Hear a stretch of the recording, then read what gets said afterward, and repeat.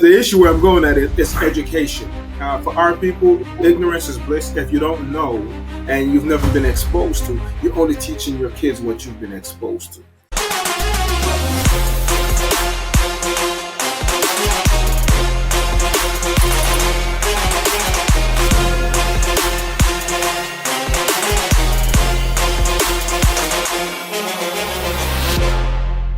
Okay, welcome to another edition of the Journey to Freedom podcast, where this year in 2024, we are interviewing 100 Black men about their lives and where they go and they're stuck. And this last weekend, I have Algrish on today, and it's going to be a phenomenal show.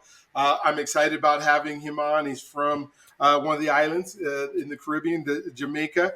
But he's been here for 3 or 4 decades. But one of the things that happened to me this weekend, I guess, is I did a podcast. I was in Southern California and I was driving back through Vegas, and I was asked to be on a podcast called The Edge.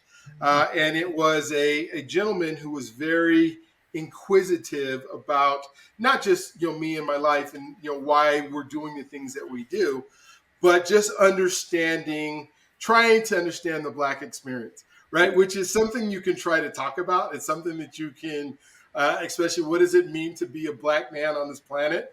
It's something you can talk about and try to explain, but it's not something that you can have somebody feel.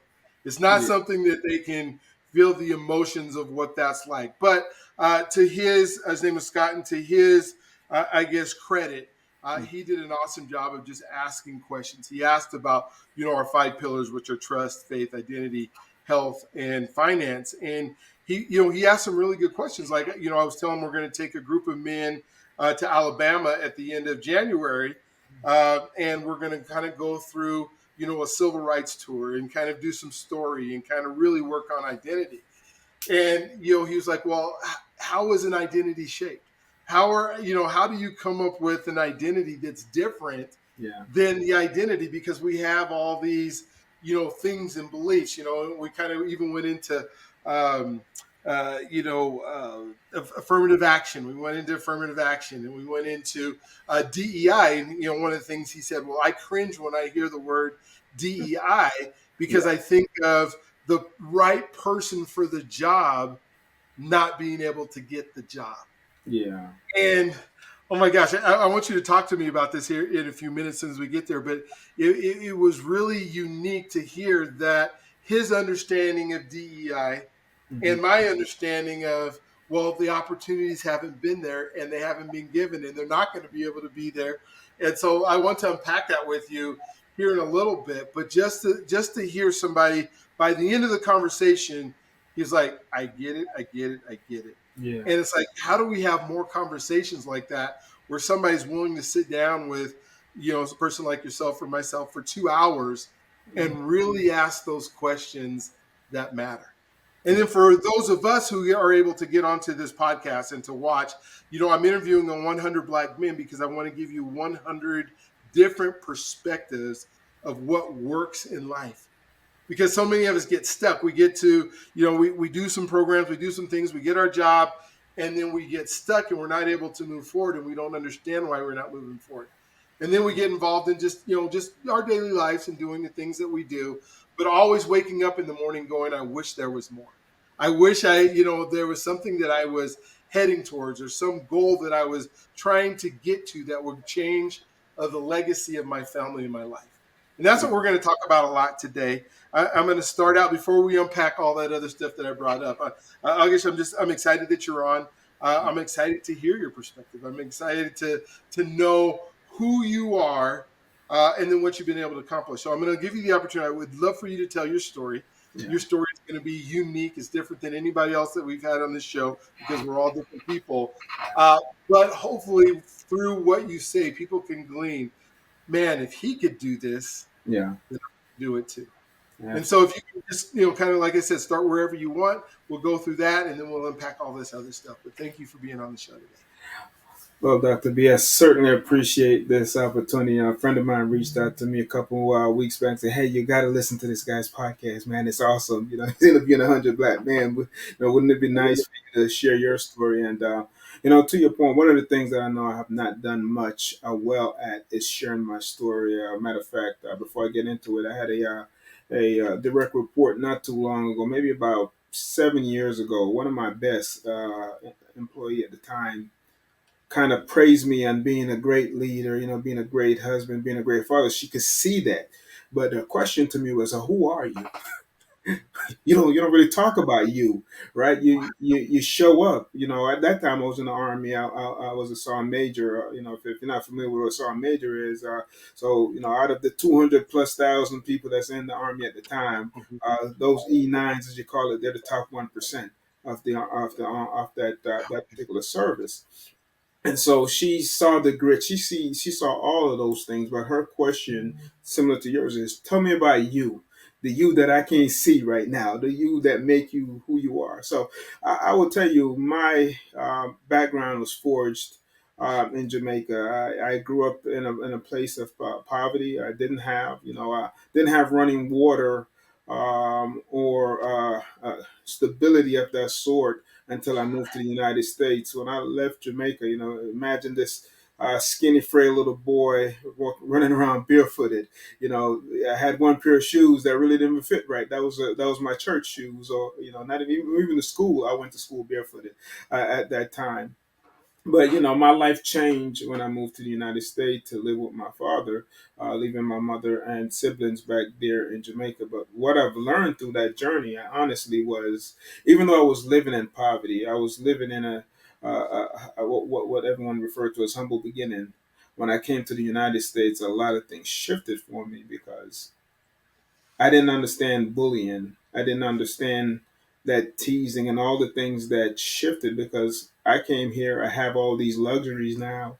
I got shoes on my feet, but those shoes was called bobos. I'm not going to tell your age here, but I don't hear that term anymore. But you know, That's great. those Pele shoes, you Mhm. probably get about 5, 6 pairs for maybe about, I don't even know, man.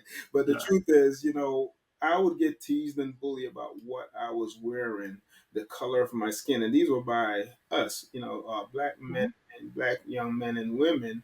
But, through that, I grew some resilience. I ran across an educator that looked at me and saw something in me that I didn't see in myself because my self esteem dropped terribly Mhm. low to a point where at some point I don't even think I wanted to exist anymore. But that Wow. lady, Miss Chestnut was her name. She was my physics teacher. Now this is when I got to high school. So Mm. I've been in the United States now 3 decades plus. But at that point, she mentioned to me that she loved my eyes, and that sparked something because I didn't understand what she was talking about. Like everything I heard was negative up until that point. Even at home, at some point, I was still hearing those negativity. So, say all that to say that my life changed when she noticed something in me. Then I joined ROTC, became a leader in the Army ROTC. My leadership ability started building up there. I joined clubs, created clubs, joined the military, served almost 3 decades, and rose to the rank of command sergeant major, as an installation management sergeant major. And then I left that after almost 30 years and went into the corporate world. So, the moral of the story is you can start at the bottom, you could go through some things, but those things don't define you. You have to make a conscious choice to choose where you want to go, how you want to get there, and with the help of positive influencers, positive leaders, positive sponsors, positive mentors, you seek those and you make the choice to rise to the top, be the cream, or you could stay at the bottom by falling prey to those things around you that pull you down. You got to pick yourself up.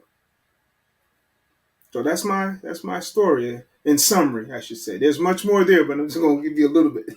You talked about a little bit in there that you have some direct reports and you have some people who are admiring some of the things.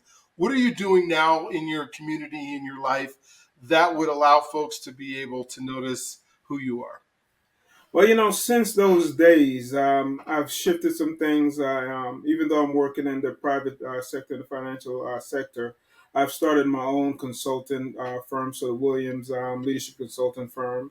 I started my own nonprofit, Williams Education Foundation, and work alongside various various veteran service organization, to include one of my favorite here in this state, the Pathfinder, working with the state of South Carolina, the VA, our Veterans Administration Office, to support those veterans that are leaving the military or have left, to give them some strength in how to navigate and network their way into the corporate sector, because they, as veteran, we really do pack a lot of skill set, but sometimes when you look at where we came from and how we are, many of us forget that the uniform stays in the army. The skills that they taught you can come out with you. But there's some people that don't understand the rank that's on your chest. When you come out the army, that doesn't mean nothing to some people. So you have to show them what are you capable of, how do you solve problem, and how do you make a difference. So that's one of the areas where I'm very big. But obviously, like I mentioned to you, education is really something that stood out to me, because that wasn't always that easy to get there, and I don't think our educators are touched enough.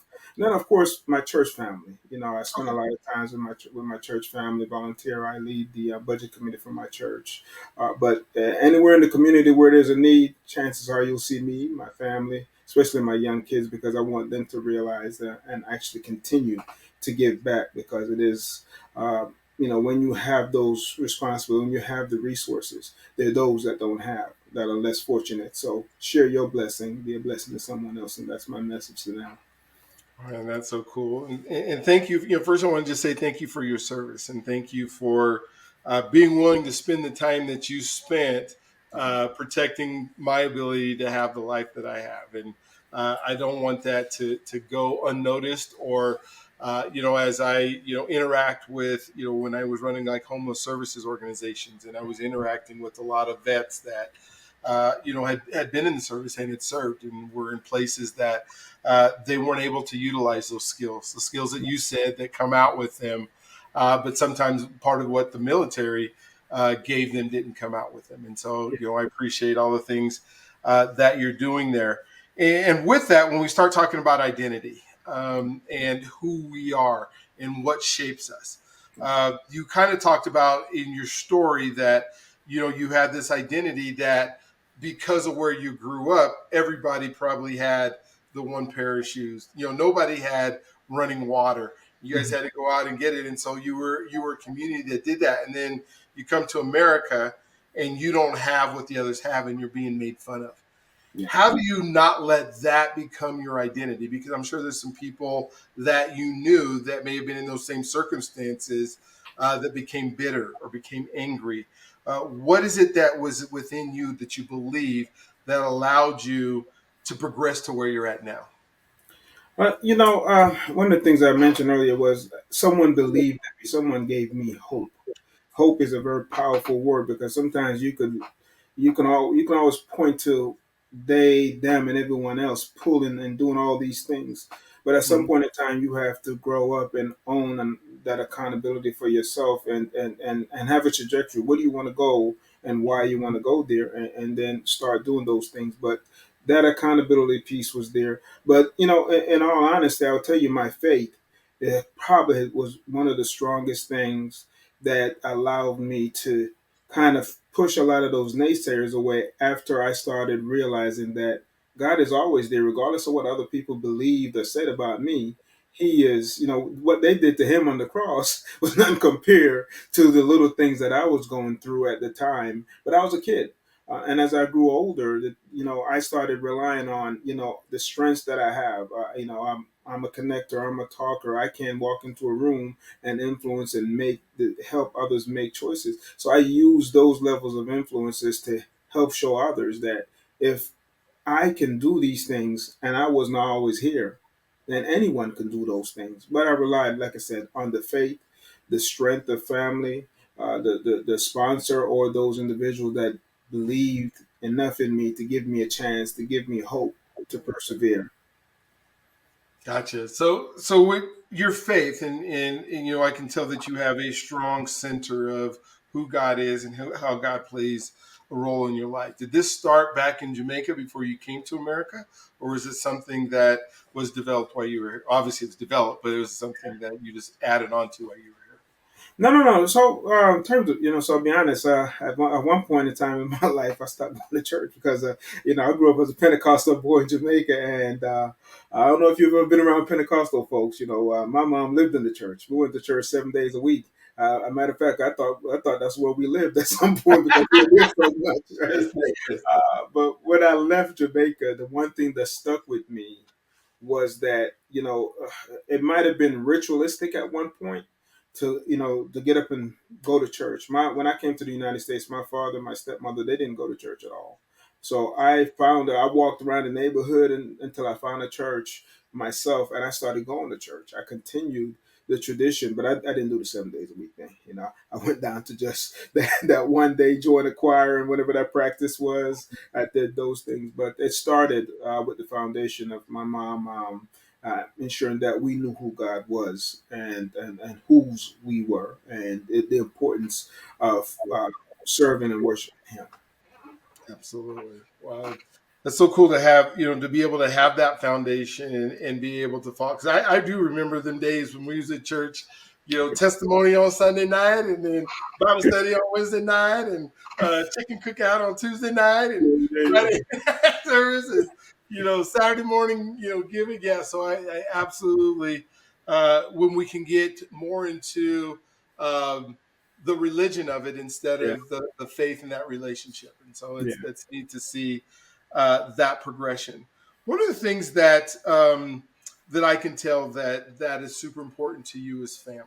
yeah, And family here in America has I guess 'cause you've been here for 3 decades, so you know the difference of the three. But just it has a feel to it that hmm, maybe not as when I think of folks that are from the island and the folks that I visited and when I've ever been there, it's just more of a laid back life where family is everything, hmm, and then my job's important and the things that I do, and I have a good work ethic, but it will never take the place of family. right, Whereas you come over here where we're at, and our job competes with our family a lot.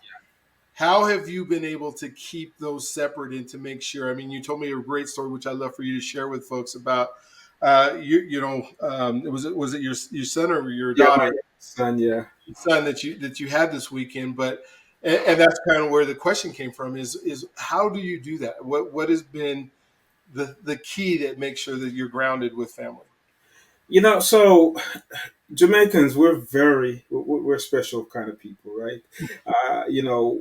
The way my parents, especially when I moved to the United States, grown ups are talking, you need to leave the room. You're not going to be there in front of them, right? They tell you what you're going to do, when you're going to do it, and they don't want to hear no back talk. If you back talk, you probably lose your teeth. I don't know if you remember if you had those kind of parents, but Yes. so one of the things I didn't hear growing up was I didn't hear the word "I love you." Hmm. Those things, as I look at life now, I believe those things were probably I went to work, I provided. That to me, I guess, was the showing of love. That's not how I received it. I didn't receive it as such, and so my grandmother, my grandfather, they were very affectionate in the sense of, they may not have said the word "I love you," but they grab you, they hold you, they hug you, they showed those emotions that I didn't necessarily get from my father and my mother. So my wife and I, when we started having kids, the one thing that I wanted to reassure her of is that our kids are going to understand how much they're loved from the minute they can hear my voice until I no longer exist. And so that is something that I've grounded in my kids even now to the point where my oldest kids, they'll see me at the school, college, or high school. They'll run down the hallway. Hey, Daddy, I love you. I'm like, you're embarrassing me now, right? Cut that out. You're a big teenager. My oldest son is 18 years old, and he still run up and hug me and say, I love you. But I tell you, this weekend, though, to the point of the story that you mentioned that I had this weekend with my baby boy, I was out gardening, one of my pastime, and we was, cultivating some sweet potato that I planted. And my son, he stopped and looked at me and said, Dad, I like when you're not at work. And at first I paused for a second because what I thought about was the first 3 decades of me. working in terms of the military, I gave the military my all. I mean, I was there Hmm. day in, day out. I was the first one to work, and I was the last one at work. And so when I left the military, I vowed that I would never be that guy again. I had a supportive wife. My kids supported me. I was at events, but I wasn't always present. What I mean by that is I would have my phone. I'm still working. We were at a game watching my daughter play basketball, but I'm on my phone replying to messages. I'm talking. I'm walking off to the side talking. I wasn't as present as I should have been. And so that is something that shook me when my son made that statement. But he turned around and changed that statement a little bit. He came back, not necessarily changed the statement, but he said that, uh, we should make this a family tradition where all of us come together and do this gardening thing because I enjoyed it. But then he went into, there are many kids that don't have fathers, that don't have families. They might be orphans, and they may be forced to do this kind of work, and it's not the same. And so, as the conversation shifted, I felt really pleased to see how he is very in tune with what's going on around him at the age of 10. I wasn't thinking about other kids and how they may be mistreated in life and so forth, but he's well in tune in that. But, to your point again, family is extremely important.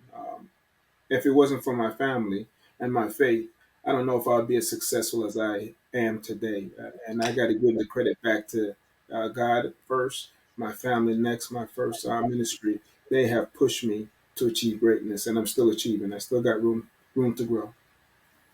What this is because I've been wondering this a little bit of time is as I talk to dads and what it means to be a dad in comparison to what you think it means to be a mom. What are some of the things that you pride yourself with of being a dad that may be different than what maybe a mom can be able to give?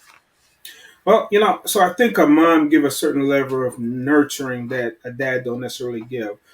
As a father, my present in the house, my present holds the kids, our family together. Or without a father, I'm not saying that not a mother that's single cannot raise their children. They could raise their children, but when there's a father present, there's a certain level of accountability that's a little different. That the emotional connection with the father and the mother, the father demonstrating what a good husband or father figure should be. I think truly impact how our children turn out in society because they have something to mirror and to model, and we set that tone as fathers in our children's lives. Yeah, as I start thinking through that and the joy that I receive from being a dad and the sense of accomplishment and the sense of responsibility that I feel, I don't know because I can't remember before I was a dad. It's been a few years ago, but I don't know if I would become the same man that I am and how I interact with people in society, how I act with my employees, how I act, with somebody that I even meet at the for the first time as a checkout person. If I don't have um, that dad mentality that is there, are there things in your life that you think that hey, this is I get this, I got this. I'm the dad. I'm the man. I get not like you said. It's not that women can't do it. It's not that it's just the importance when I think of my sons and how I raised them compared to how I raised my daughters, and how I treated my daughters when they were, at age when men were going to come around and what they could accept and what they couldn't accept. What's your thoughts on that? But when it came to my son, and I've been told by my daughters and my wife that I was very different with my son, and facts, I am. I raised my son a lot differently than I did my daughters because I expected him to have that sense of accountability, that sense of when he walked out the house to go out in society, he was a black man first, and when people see him, that's what they saw, regardless of how smart he is, how kind he is, how empathetic and how emotional he is as a person. He's being judged on being that black man. And I wanted him because I think my kids grew up in an era where they're very privileged and, he sees certain other kids doing certain things. So if something broke down and this happened, and let's say law enforcement got involved, they're probably going to cuff you first and ask questions later. And so you need to realize the difference. And so I'd have those kind of conversation with him. So I felt that I was very much tougher on my son. Not felt, I was very much tougher on my son than I was my daughters. Now with my daughters, I showed them exactly what I expect them to find in a future husband. You know, somebody who's going to nurture them, who's going to treat them like a queen. You know, in my case, I treated them like a princess, who's going to open those doors. And my sons are opening the doors for my daughter. They understand that it's okay if someone opened the door for you, and it's okay for your brother to do that. It's okay if we help you. One of the other things for males and my boys too is to learn something that many of us guys take for granted, is asking for help. And I think for me, that was something that I wasn't good at, but I had to demonstrate that with my sons to make sure they understand if you're going through challenges, you can't do it by yourself. There's a network. Ask for help.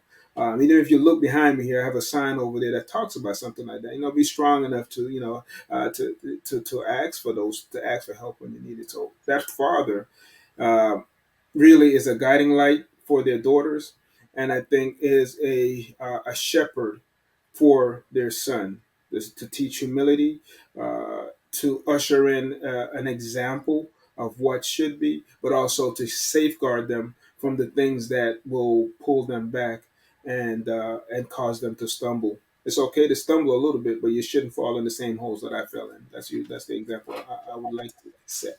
Oh man, that's really good. What when I think about it's okay in our society, right? Even as black men, that everybody doesn't have to be the same. Yeah, Everybody doesn't have to be treated the same. And I know, when we think about equality and we think about equalness and the things, those terms that we use yeah, so much because we want our side to be equal. But when it comes to our daughters and our yeah, sons yeah. and the people that they become, um, I don't want to treat them all the same because they're Yeah. not the same people, No, right? And so whenever we're faced with that. But one of the things that you said that I really want to kind of unpack a little bit is when we start talking about health and asking for help. On the physical side, I think there's some things that we need to do because our life expectancy as black men is like 72 years old. And yeah, I want to live to 100. And I want to make sure that I'm doing those things yeah, that I'm able to do. Especially the older I get, the older the more I yeah, want to live. Um, but then, you come from a military background, and yeah, when we talk about mental health yeah. and the ability not to ask for help and to think that we can do all these things without those communities, how can we help not only our vets, but just the people in general, or black men in general? How do we make sure or find ways to help them engage in, I don't have to do this by myself? You know, I tell you that's a hard one to unpack, and I'm guilty. And I'll tell you because people see me. Oh yeah, I look good. I'm not perfect. I've made a lot of mistakes, and one of them was not asking for help. So that sign that I have behind me is a reminder for me. Self, okay. Because that pride, especially in black men, older black men, Caribbean men, we are very prideful people. And, I'm not going to say it's the imposter type of syndrome thing, but we have to figure it out by ourselves, even if it's going to kill us sometimes. And I tell you, when it comes to mental health, from a soldier perspective, and then I go into the black man perspective, but from a soldier perspective, many soldiers felt that if I go seek mental health, then they're not good enough. They're not going to get promoted. And that stigma is going to follow them throughout their career. Now, that's not a true statement. That's very flawed.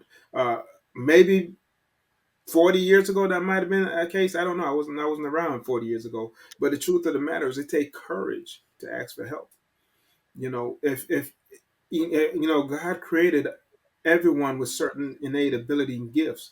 Why did He provide doctors? Why did He provide mental health counselors, psychiatrists, and pastors, and all these other sources to help with those things? That's there for a reason. We need to utilize those resources because there's no way that you can pour so much trauma, so much life, whatever it is that's happening in your life that's causing you to fall and falter. without having resources. And I'm not trained, even though I have some training, I'm not trained to answer all those questions, to provide those tools. So that's necessary. And as black men, we have to utilize those resources, seek help. And for me, again, I'm guilty. I didn't seek help until my child was in a situation where she needed help. And in order for her to get help, I said the entire family had to go with her, right? But that's when the door was open and Pandora's box turned on me, because I went through a lot of trauma in my life and I didn't realize that those things existed. Even today, I had a sermon in church yesterday that really reminded me that those hurt, those wounds, if you don't deal with them, they don't go away. And when they come back, when all those things are pressed down and it explode, if you don't have the tools to deal with it, it's going to be a problem. But again, that's the military part, right? But it also talk about the black man. Part of it is, we don't talk about the things that's wrong with us, whether it be prostate cancer, because that's another story of mine that impacted the family member of mine. Going through stress and anxiety, not wanting to be labeled because you're less than a man, or whatever that thought process is. Again, to be that man, to be that strong provider, harmony needs to happen. And how you get harmony is balancing those things in life. If your body is hurting, you take medication, you rest. If your mind is hurting, you seek treatment, you seek guidance to clarify those things. You talk to somebody to take the burden away so you can persevere and push forward. Yeah, that's so good. When we think about, one of the things that for me, when I think about counseling and think about people who need stuff, if I could wave a magic wand for every 20-year-old in life, is you're required to go to counseling for a while, just because somehow sometimes we just don't know. I mean, we think we're okay, Yeah. we think we got everything going, but don't realize there are aspects of our life that have affected us, or belief systems that have been placed upon us, and sometimes that just gets so jumbled up and so messed up that we really don't know who we are. And Yeah. until and for me, I used to think that the church solved a lot of that void, because there were men's groups. Like I can remember going to a men's Saturday morning, or the father and son weekend, or something where we were able to start having some of these conversations that were deeper than what we get out of barbershop, Yeah. right? They go longer. But I don't know if the church fulfills that anymore. It seems like a lot of what our churches do a lot of now is entertain, Yeah. and they make sure because they want you to continue to come back, and you feel good when you're there. And I love some of the ministries, but some of the small groups and stuff that I guess used to be. And then I don't know if today, and you can maybe help me with this, is today's young man that is now has all the information in the world at his fingertips at all times, access to everything whenever they get something, has now, when they're going through some trauma or going through some things that they don't understand because there's so much bombarded on them. I don't know if the men necessarily, even if they were at the church and were able to go there, are equipped to deal with some of the things that they have that they have going on, or they have the training or something. What do you think we could do to help folks understand that it's not only that it's okay to go see somebody, but it's almost necessary, even if you don't think that there's things going on? Yes, I'll tell you that to be start with me, Mm-hmm. start with you. And what I mean by that is if each of us take a piece of the pie and start talking about it, start bringing awareness, start saying, I'm seeking counseling because of this. I go to counseling once a month because I need clarity. I need to be able to focus, and this is why I'm doing it. Going to counseling doesn't say you're crazy. It says that you are equipping yourself to strive for greatness, because there's a lot of things thrown at you. These young men today are youths. They're getting information in such a rapid pace. Their brain is not, their frontal lobe's not even fully developed until they're in their late 20s, mid 20s, late 20s. So it's hard for a grown up that, I'm 40 some odd years old. I need help. I need that counseling sometimes, and I'm gonna tell you, everyone is not equipped to deal with it. Yes, the church have clergy and they have some people, but what the church does is they have connection to resources. I'm a member of the church. If someone called me and said, "Hey, I'm going through this," I could be an ear. I can listen to you empathetically. I can understand what you're going through. But when it comes to certain advice, I'm gonna tell you this is what Algrish would do. But hold on a minute. Let me get you a phone number to this counselor that I've used, that I know can give you some tools to help you deal with that trauma, because that hurt is above my level of expertise. I have my own hurt that I'm dealing with, and when I have those issues, I go here. So trust me, I've gone to this person is relevant, and this person can help you. So be the walking, living testimony and be the example, is what I would think our men, our churches, and those individuals that have that ability to influence how we see mental health. Talk about it. It's okay. Have those conversations around the dinner table. So again, I'm gonna own my piece. I'm gonna talk about it at my dinner table, and I'm gonna ask my kids to talk about it. And when they feel certain things that they don't understand why their heart is beating the way it is, or they don't understand why they're so anxious about walking in a large crowd, though there's something there. We may need to sit down and have a session to help you find ways to, whether that is deep breathing or whatever tool it is. But let's get you to the right person, and I'll go with you. Oh, I love it. I love it. And that's part of what my Journey to Freedom program um, is about. Is after we're going to go on a civil rights tour. We're going to come back. We're going to start transformational groups that we have the ability to talk about some of these things, because even as me, I'm a chaplain at a rehab hospital, and I can go and I can sit down and I say, I got one of the best, I do it about 20 hours a month, and I have one of the best jobs on the planet in the hospital. Mhm. But when it wasn't too long ago, the injury that the person sustained where he broke his leg, and the reason he was in rehab because he was running from a man that he believed was going to sexually abuse him and had been sexually abusing him.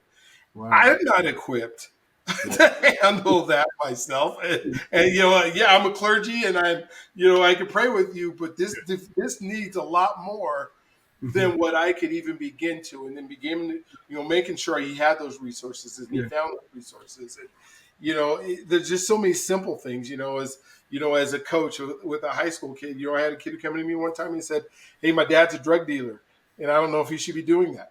Wow. I I got nothing for you right now. My dad wasn't a drug dealer, right? I don't know what to tell you. No, I know Yeah. you don't want to tell your dad and want him to go to prison, but I don't know what to be able to say to you. But I Mm. know that there are people around that can, and if Yeah. we can create those resources and be able to have those conversations where we're not just talking about the superficial things Yeah. that make us smile. I love great comedians that can make you and tell life stories, and you feel them, and but at the same time you walk away from a comedian going, "That was great. I felt good right then." But did Hmm. that change the man that I need to be so that I can be that person for another person? Yeah. Um, I want to talk about money a little bit, because I know you do a lot of stuff with finances, and that's another thing that we don't talk about our health a lot. We don't talk about our identity a lot. We don't our mental health. We don't spend time saying who we are. But the thing that we really don't talk about is this thing Mhm. called money. And I was explaining to that podcast that I did in Vegas. I said money's up there with oxygen. If you come to me and tell me it's not important, then I'm Mhm. going to tell you that there's something missing, because Yeah. it's the currency that allows us to talk to to do the things that we want to do in life and operate in a way that we want to operate.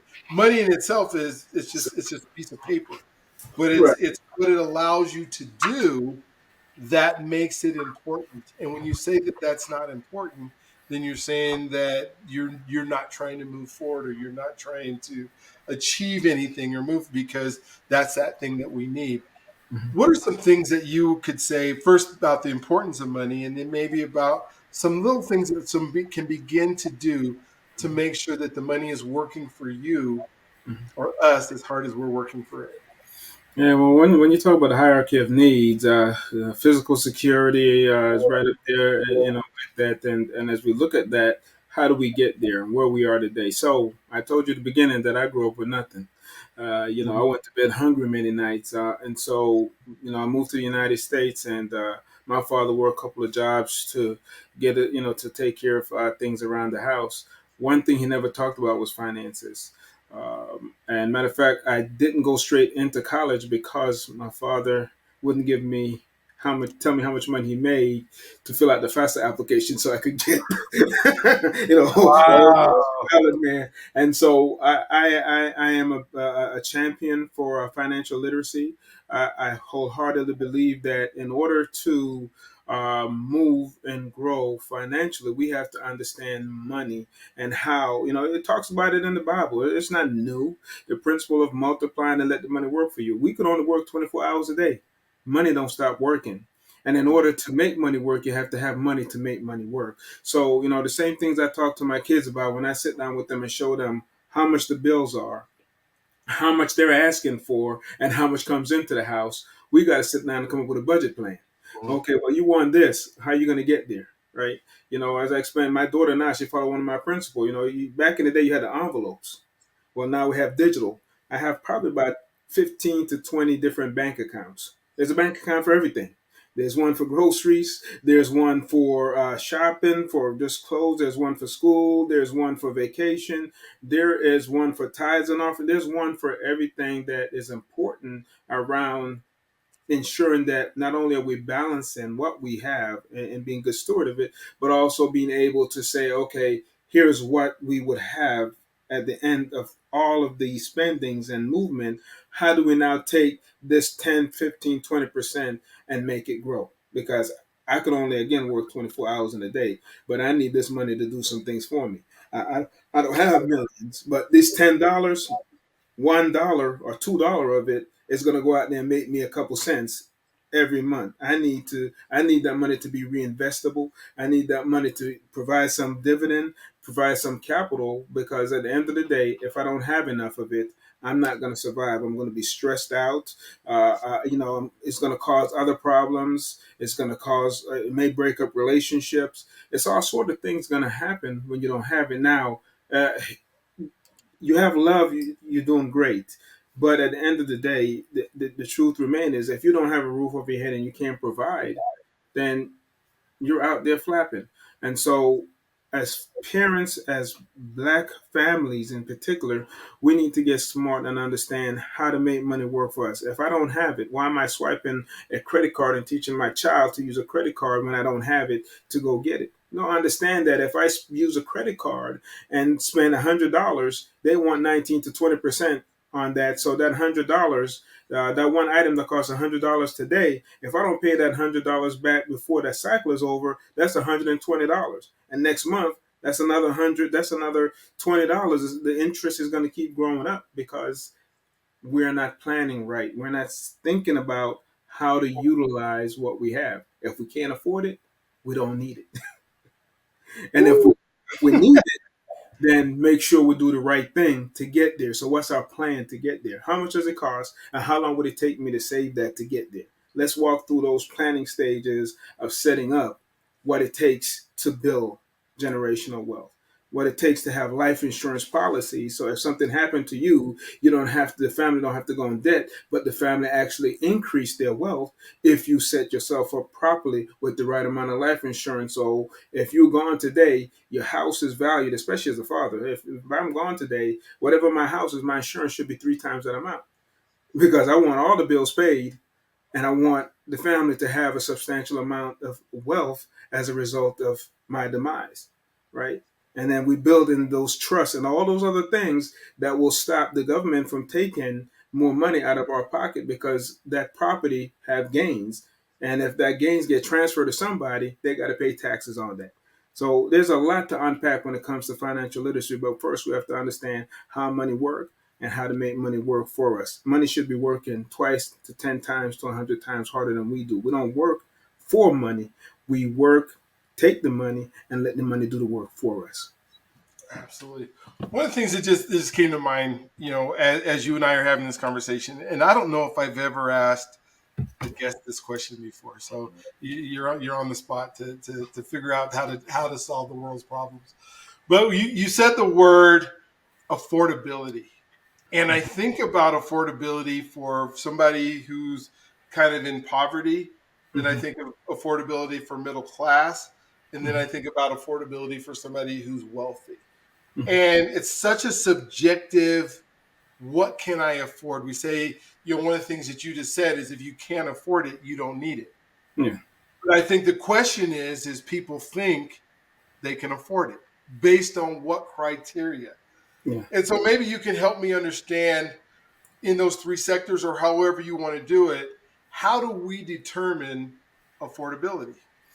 Well, in my mind, maybe I'm using $50 words here, but start off with a cost-based analysis. All how right. much how much it costs, and if you don't have the money today to get it today, if you go out and put it on credit, how much is it really going to cost you? Okay. Because you want that car, that brand new car, that $60,000 car with that 9% interest rate. Let's do the math on that. 9% interest rate on that $60,000 car that you want. Let's first start with what I need versus what I want. Okay. Right? So if I want it and I can't afford it, let's go back down to, okay, I need to have transportation. What's the most viable way to do that and not cause myself to spiral down and build up more debt? So I have $5,000 in the bank. I could get this pre-owned car for 7,000, but I only have 5,000. Well, okay. Well, how much is it going to cost you to get the a loan for the 2,000? Or can I find a car that's 4,000 some odd so I could pay the car and the taxes off and only spend 5,000 until I get to a point where I can afford that $60,000 car cash. I could pay for it today and not have, because that car doesn't sustain any value. It's not real estate. It's not an investment. It depreciates the minute you leave the lot with it. So if you want something, let's look at. I'm not going to say necessarily focus on the cost based analysis. If it doesn't make sense and it's not going to make you money, then you don't need it. If you're going to buy a house or a car, I would tell you, get a bicycle if you need to ride down the road. If you have a house, you have value adding in. If you have that $60,000 car, that car is rolling down the road, but then you have your tires pop. And that particular car, you got a Tesla now, right? It takes specific tire. That's $2,000 for those tires. So when we do that cost-based analysis, we're looking at the cost of the property, the cost of the things that's going to come with it, the repairs and the services and all those. So now your $60,000 car over the next 5 years is going to cost you 100-some thousand dollars versus you getting that $5,000 car that's going to get you from point A to point B. Your credit is good and you're building up your credit because you've done some things the right way and you own a property. It may not be the biggest property, but you own a roof, your bills are paid, and you're able to enjoy life. Go out and then have a good time periodically. Go out on vacation, spend time with your family. You're living good. You Cool. want to live better, plan it out. Plan it out. So based on what I'm hearing is when I think about affordability, first I have to think about wants versus needs. Yes. And on my wants then are not the things that I absolutely need. So I have to look at, okay, my affordability becomes if it's a want Uh-huh. and I don't have the cash to do it, then it's probably something I can't afford. Yeah. If it's a need Uh-huh. and I can, you're thinking about credit, but it has the ability to make me money Uh-huh. in the future, then maybe that is when you think about, okay, this is my paycheck that comes in, maybe I can afford it. Like when I think of an automobile, right? If I'm doing a Lyft or I'm doing a Uber or something like that, then can I afford the vehicle that's going to allow me to create an income Yeah. compared to can I afford the vehicle that just makes me comfortable when we Yeah. think about safety and all that kind of stuff. And so that affordability becomes, I guess, the first thing you got to look at is, that want need, and can I do it without using somebody else's money Yeah. to do it? Yeah. So one of the And then, things you talked about there briefly too is, so if that car becomes an asset,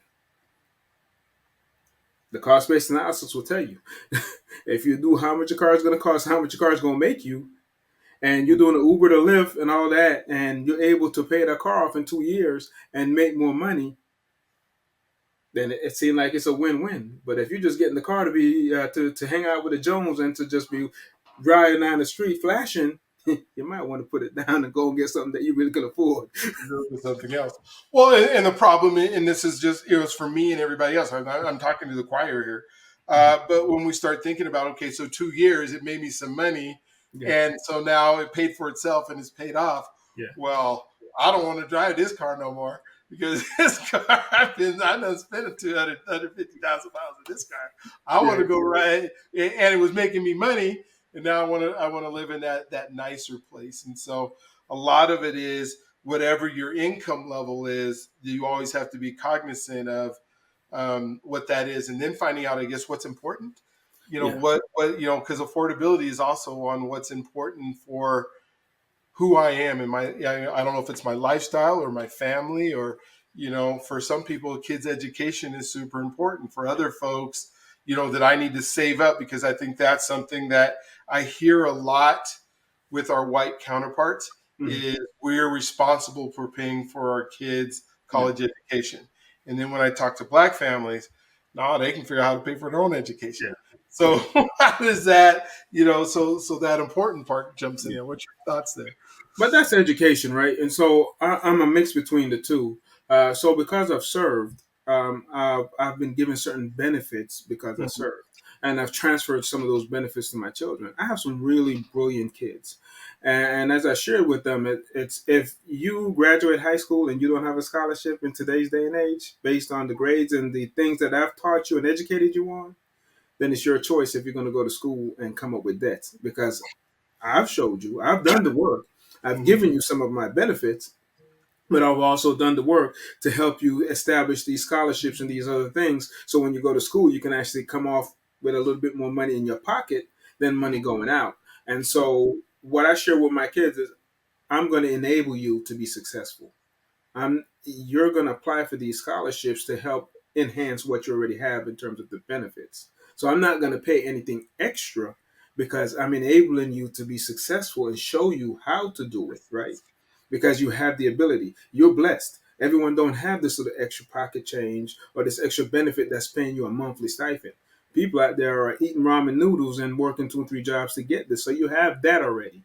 What else you need to get? Let's walk through this stuff. $1,000 scholarship. Write an essay. Oh wow, only 250 words.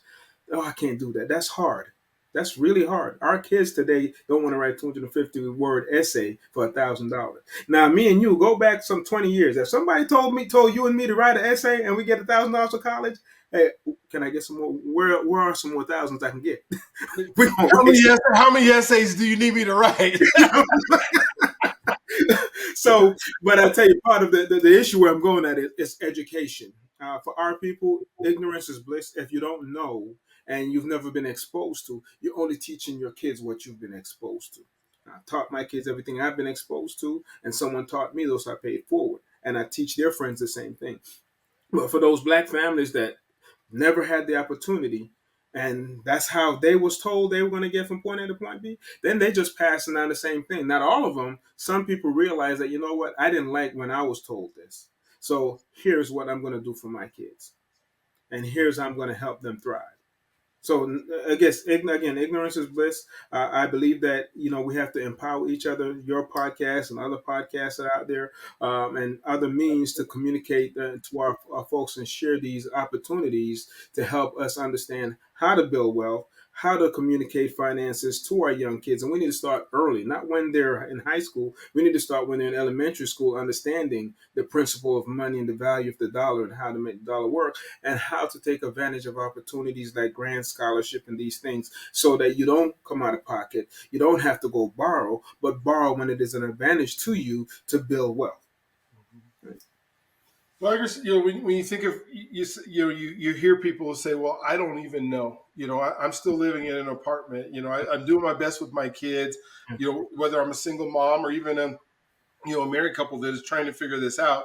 Yeah. And you want me to teach my kids about money, and that's something that I don't know. Where can I go so that my kids have a better opportunity than what I had. Any financial institution near you. I work for one of them, and we have teams of people that go out and do financial literacy education. Almost any church or nonprofit organization out there, you can Google. There's no lack of information on financial literacy. I don't know is not a good answer for me nowadays.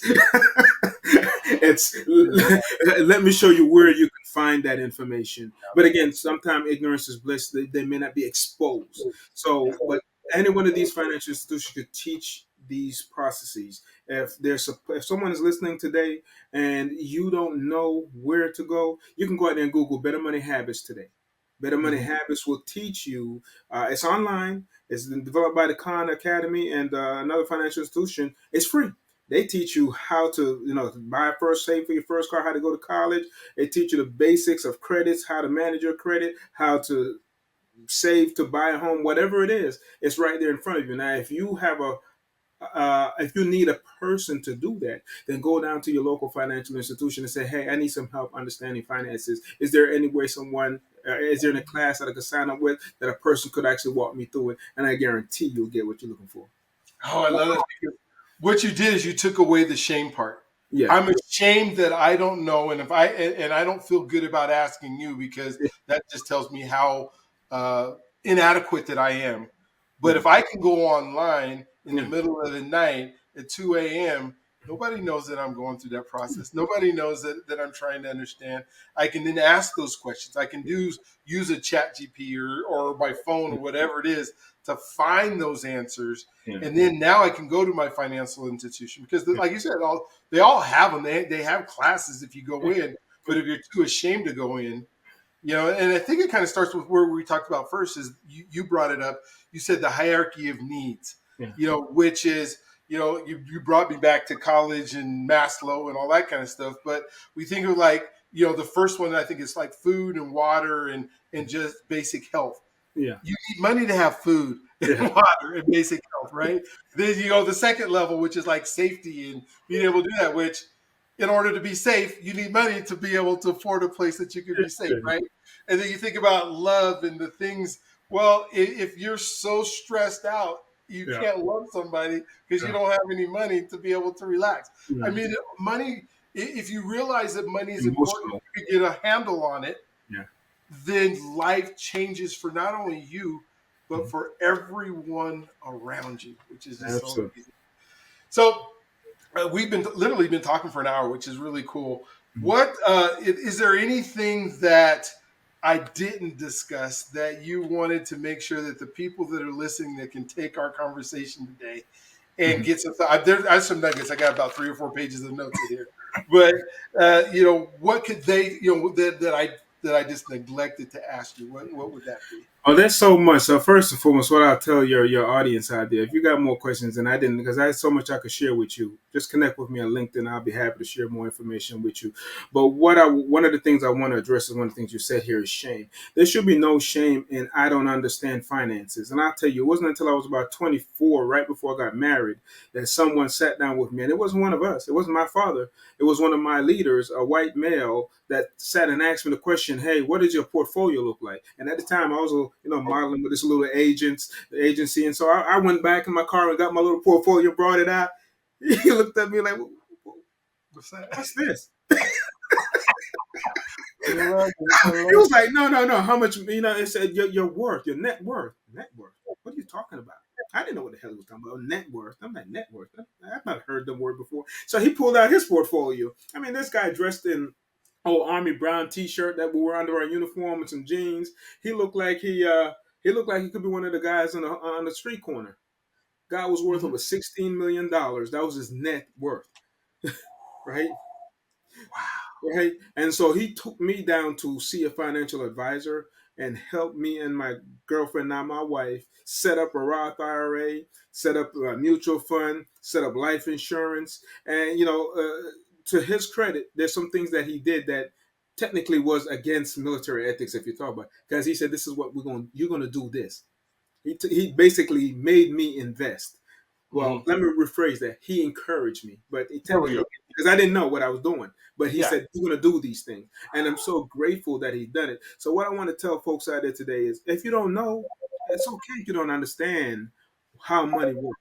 It's no shame behind it. There are people out there that's been around for decades and don't understand it themselves. It's okay to say, hey, I don't understand this.